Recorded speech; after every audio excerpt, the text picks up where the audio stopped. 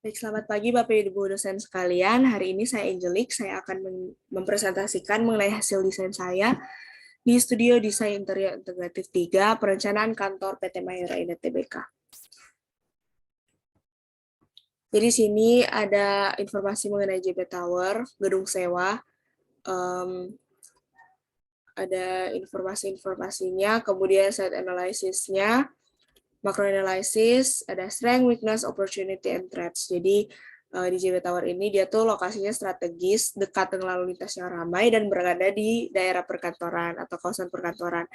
Tapi weakness-nya itu dia terlalu padat dan sulit akses ketika di jam sulit. Kemudian banyak gedung pesaing dalam artian banyak gedung sewa juga di daerah dekat JB Tower ini sendiri.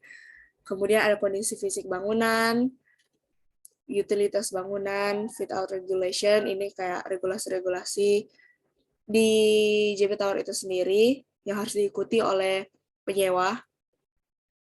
Selanjutnya ada data klien dari Mayora. Yang pertama, lokasi gedung Mayora itu terdapat di Jalan Tomang Raya di Jakarta Barat. Juga ada latar belakang dan sejarah, visi misi, struktur organisasi, divisi dan job desk, dan hasil dari wawancara.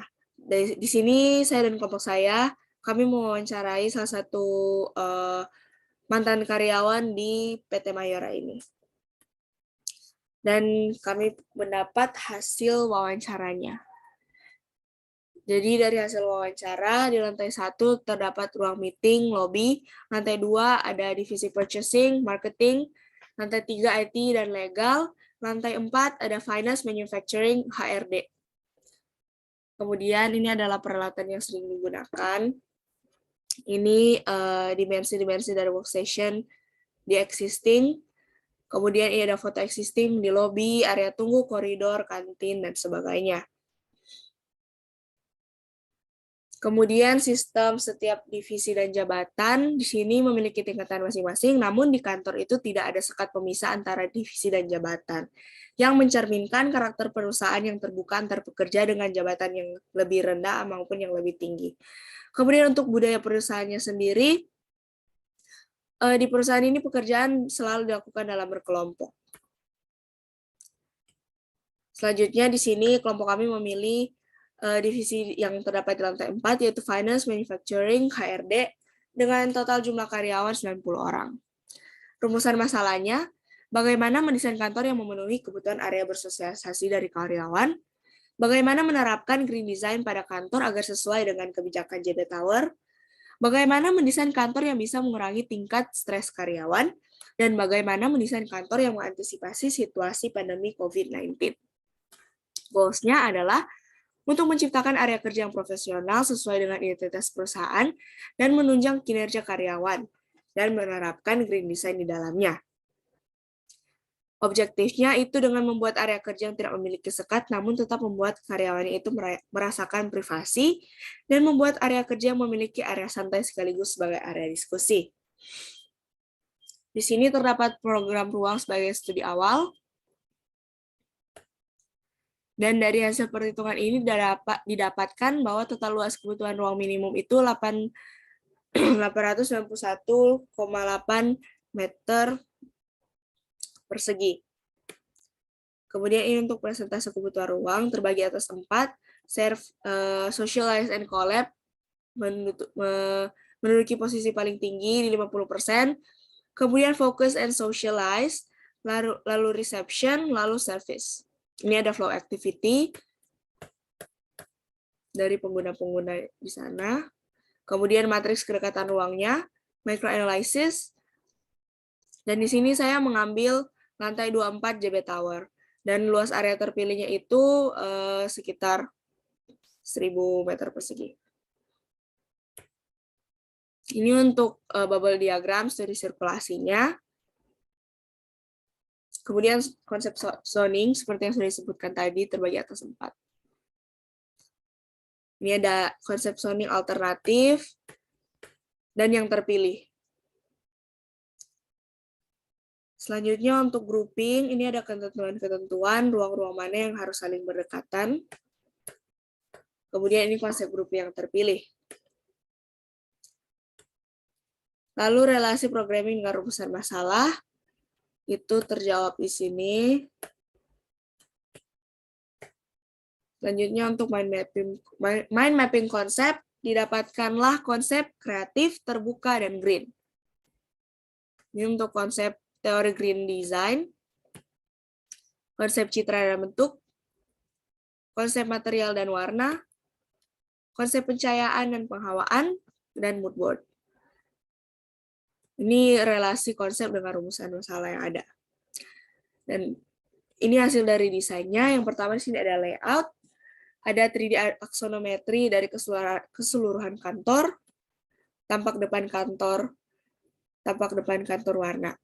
Di tampak depan kantor ini, penampakan kantor dari depan ketika pengunjung pertama kali masuk ke reception. Nah, karena lorong di reception itu cukup sempit, sehingga signage logo Mayora itu diletakkan bagian samping sebelum memasuki lorong reception. Di sini ada 5 plans dari 2 ruangan khusus atau ruangan terpilih. Yang pertama itu ada ruang reception. Ini ada furniture layout, floor and wall, RCP, lighting plan, ME plan. Kemudian yang selanjutnya ada ruang serbaguna. Sini ada furniture layout, floor and wall, reflected ceiling plan atau RCP, lighting plan, dan ME plan. Kemudian ini untuk tampak potongan ruang khususnya. Di sini ada reception, tampak potongan A. Ini yang berwarna. Selanjutnya tampak potongan B. Selanjutnya ada detail konstruksi wood frame terlebih dahulu. Ini wood frame yang terdapat di tampak potongan sini. Selanjutnya tampak potongan B reception berwarna. Ada detail konstruksi wood panel. Kemudian ini untuk ruang serbaguna. Tampak potongan A ruang serbaguna. Tampak potongan ini ada detail konstruksi panggungnya juga. Tampak potongan B ruang serbaguna. Kemudian ada detailnya, pertemuan partisi dan ceiling.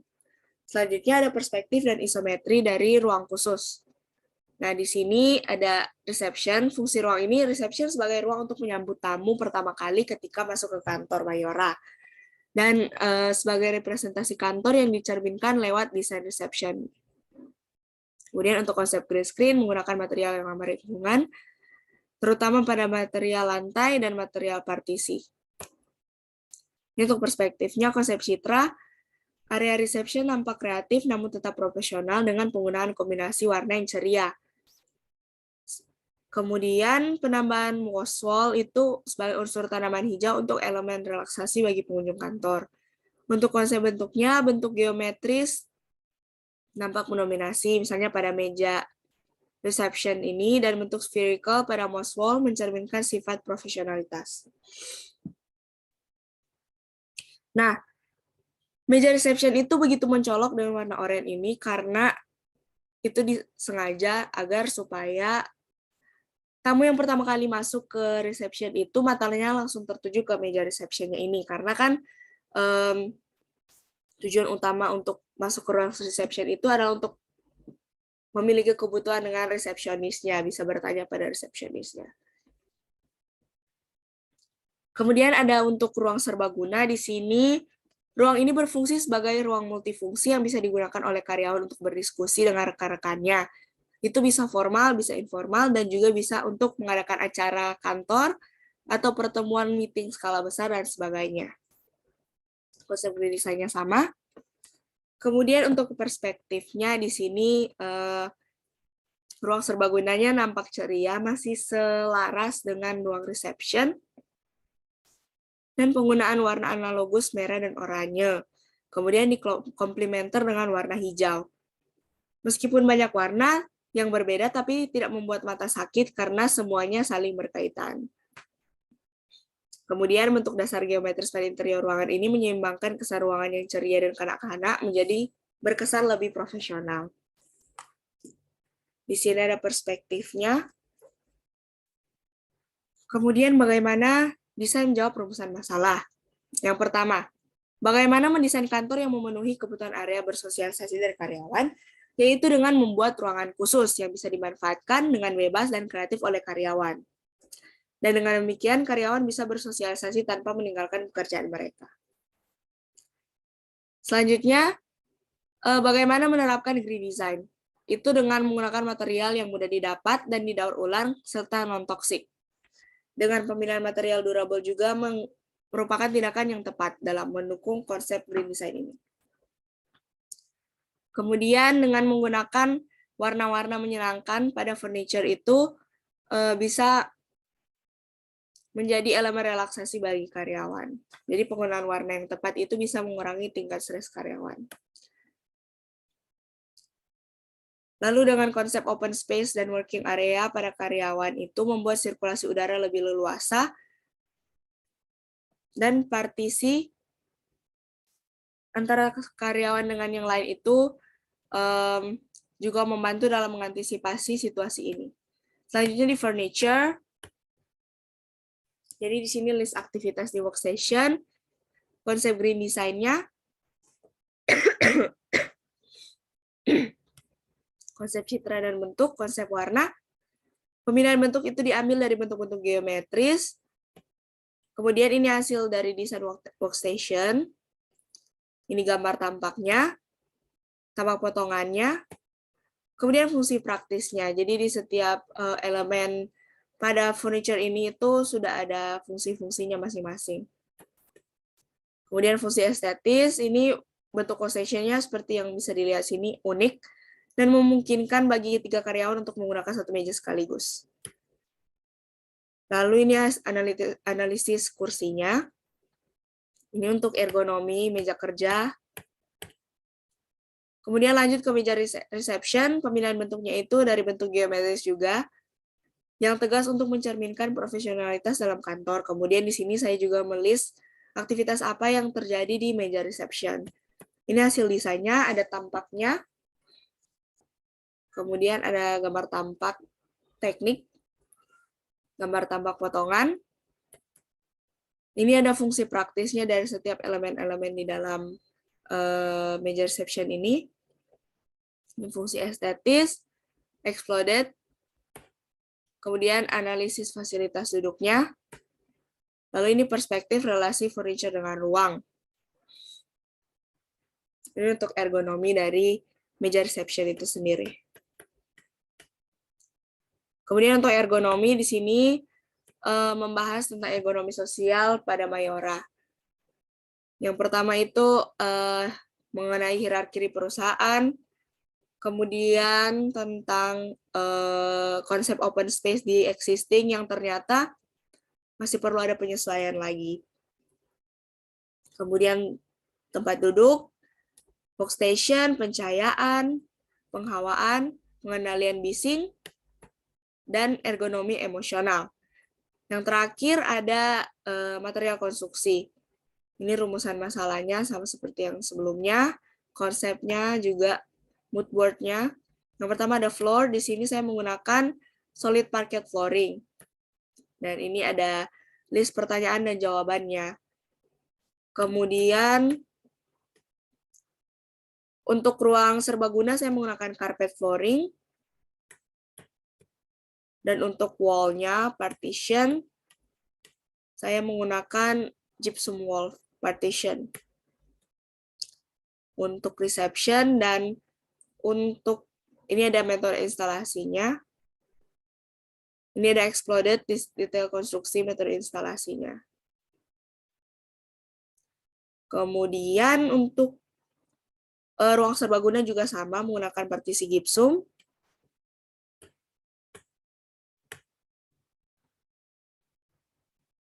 Kemudian untuk ceiling saya menggunakan gypsum ceiling panel. Itu pakai dari J Acoustic ceiling gypsum panel. Jadi keistimewaannya itu dia sudah sekalian dengan meredam suara. Jadi nggak sekedar